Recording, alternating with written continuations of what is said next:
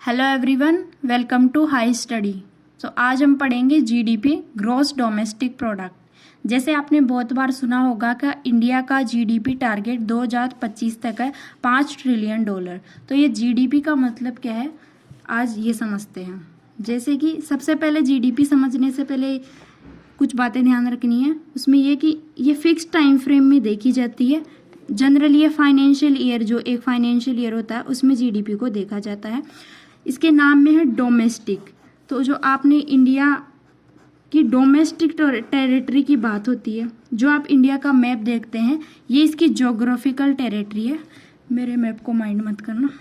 तो domestic territory और geographical territory दोनों अलग अलग होती है। जो इंडिया के मानचित्र में आप जो पूरा इंडिया देखते हैं वो उसकी ज्योग्राफिकल टेरिटरी है।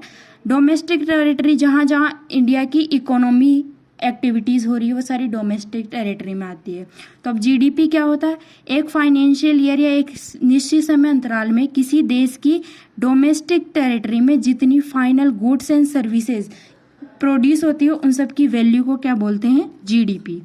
ठीक, डोमेस्टिक टेरिटरी एक ध्यान रखनी है पहली बात। दूसरी, एक फिक्स टाइम फ्रेम में देखी जाती है और जितनी भी गुड्स एंड सर्विसेज जो प्रोड्यूस होती है उन सब की फाइनल जो गुड्स एंड सर्विसेज प्रोड्यूस होती है उन सब की वैल्यू को बोलते हैं जीडीपी। सबसे पहले अब देखते हैं जीडीपी निकालने के 3 मेथड होते हैं आपके।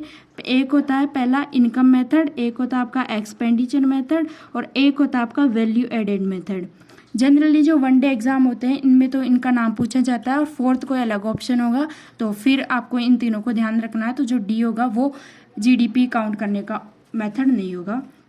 ठीक है, पर जीडीपी को समझने के लिए इनके बारे में थोड़ा थोड़ा सा समझ लेते हैं। सबसे पहले देखते हैं अपन वैल्यू एडेड मेथड क्या होता है।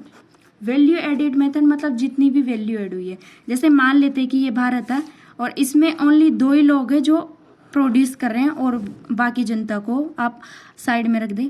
तो एक मान लेते हैं कि एक फार्मर है और एक आपका बेकर है जो कि ब्रेड बनाता है। ठीक है, मान लेते हैं कि इस फार्मर ने बनाया 100 रुपये का गेहूँ जिसमें इसकी कोई इनपुट कॉस्ट नहीं है, ये मान के चलते हैं। तो इसने 50 रुपये का जो गेहूँ है वो खुद से खा लिया, कंज्यूम कर लिया और 50 रुपये का जो गेहूँ है इस बेकर को आगे बेच दिया।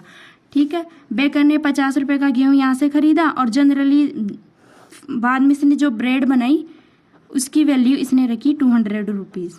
ठीक है, तो इसने 100 रुपये का गेहूँ प्रोड्यूस किया, इसने 200 रुपये की ब्रेड प्रोड्यूस की।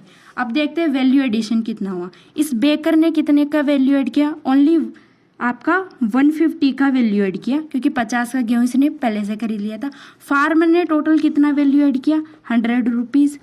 तो आपका जो जीडीपी हो गया वो कितना हो गया, 200 रुपीज़। क्योंकि अगर हम इस 50 को दोबारा लेते तो ये दो बार काउंट होता था जीडीपी में, इसलिए इसको हटाने के लिए अपन सिर्फ वैल्यू एडिशन को देखते हैं। ये इसका फर्स्ट मेथड है जीडीपी काउंट करने का। जो दूसरा मेथड है वो है एक्सपेंडिचर। इसमें जितने भी सेक्टर्स है इंडिया में उन सब की जो इतना भी एक्सपेंडिचर उन्होंने किया उसको देखा जाता है। इसका जो फॉर्मूला वो याद रखना है, C+I+G+X-M। X-M export minus import, ये टोटल है जीडीपी का फॉर्मूला इन एक्सपेंडिचर मेथड। ठीक है, तीसरा होता है आपका इनकम मेथड। इनकम मेथड में क्या होता है, आपको 4 फैक्टर्स बताए थे, पूंजी, भूमि, श्रम और उद्यमी, जो आपका रिस्क लेके स्टार्ट करता है। तो इन चारों की जो इनकम होती है, भूमि पे क्या होता है आपका किराया, इस पे आपको देना होता है ब्याज, यहाँ पे लगती है आपकी मजदूरी दर और यहाँ जो फर्म को इसको उद्यमी को लाभ होता है। इन सबको जब ऐड किया जाता है और जो निकाली जाती है उससे जीडीपी इंक्लूड हो जाती है, जब सारे सेक्टर्स को एक साथ ऐड कर दिया जाता है। तो ये इसके तीनों मेथड हो गए जीडीपी के। एक होता है आपका GNP, gross national product. National जैसे नाम से समझ में आ रहा है, इसमें आपकी नेशनल टेरिटरी देखी जाएगी, मतलब जो भी इंडिया का रेजिडेंट है उसकी बात यहाँ पे की जाएगी। इसमें ध्यान रखना है कि जब एनआरआई ऑप्शन में होगा तो वो नहीं होगा क्योंकि वो नॉन रेजिडेंट है, उसकी बात नहीं की जाएगी। तो अब जीएनपी में क्या क्या आ जाएगा, पहली बात जो रेजिडेंट जितनी भी गुड्स एंड सर्विसेज प्रोड्यूस कर रहे हैं उनकी फाइनल वैल्यू आपकी जीएनपी होगी। ठीक है, जैसे कि अब इसमें क्या होगा, मान लेते हैं कि आपका इंडिया है, इंडिया का कोई व्यक्ति है जो भारत का रेजिडेंट है पर वो फॉरेन में पैसे कमा रहा है। ठीक है, अब ये रेजिडेंट है तो ये जो फॉरेन में पैसे कमा रहा है तो ऑब्वियसली ये जीएनपी में तो काउंट होगा ही होगा। और मान लेते हैं कि ये कोई फॉरेनर है जो इंडिया से बाहर रहता है, जो भारत का रेजिडेंट नहीं है, वो इंडिया से पैसे कमा के अपनी कंट्री में लेके जा रहा है। ठीक, तो ये जो डिफरेंस है दोनों का, इसको बोलते हैं आपका NFIA, net factor income from abroad. ठीक, इसको ध्यान रखना। ये क्या है, जो इंडियन रेजिडेंट है जो बाहर से पैसे कमा रहा है क्योंकि वो इंडिया की नेशनल टेरिटरी में आ रहे हैं। तो अब हम जीएनपी की प्रॉपर फॉर्मूले से इसको समझते हैं। जीएनपी आपका क्या हो जाएगा, GDP plus NFIA, net factor income from abroad, जो आपने ऊपर समझ लिया। ठीक है, एक होता है आपका जीएनपी के बाद में, जीएनपी का मतलब ग्रोस नेशनल प्रोडक्ट, एक होता है आपका NNP means net national product. ये कैसे आता है, आपका जीएनपी में से अगर आप डेप्रिसिएशन को हटा देंगे तो आपका आ जाएगा एनएनपी। ठीक है, इसको एक पाई चार्ट से समझते हैं। जैसे ये अभी आपको पता है जीडीपी में जब आप NFIA को ऐड कर देंगे तो क्या आ जाएगा, आपका जीएनपी आ जाएगा। ठीक है, जब जीएनपी में से आप डेप्रिसिएशन को हटा देंगे तो क्या आ जाएगा आपका NNP एट मार्केट प्राइस।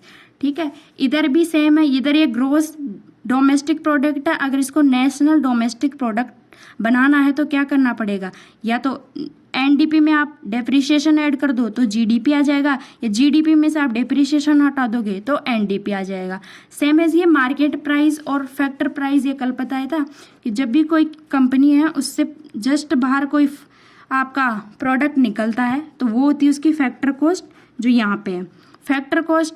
फिर जब इस पे सारे टैक्सेस लग जाते हैं और उसमें से आपकी सब्सिडी माइनस हो जाती है, जो निकलता है उसको बोलते हैं आपका मार्केट प्राइस। ये कल वाले वीडियो में समझाया था। तो टोटल इन सबको मिला के ये वाला फॉर्मूला बनता है कि एनएनपी एट फैक्टर प्राइस, जब इसमें टैक्स जोड़ देते हैं और सब्सिडी हटा देते हैं तो ये हो जाता है आपका एनएनपी एट मार्केट प्राइस। ठीक है, ऐसे ही और कंसेप्ट समझने के लिए सब्सक्राइब कर लीजिए हाई स्टडी चैनल को।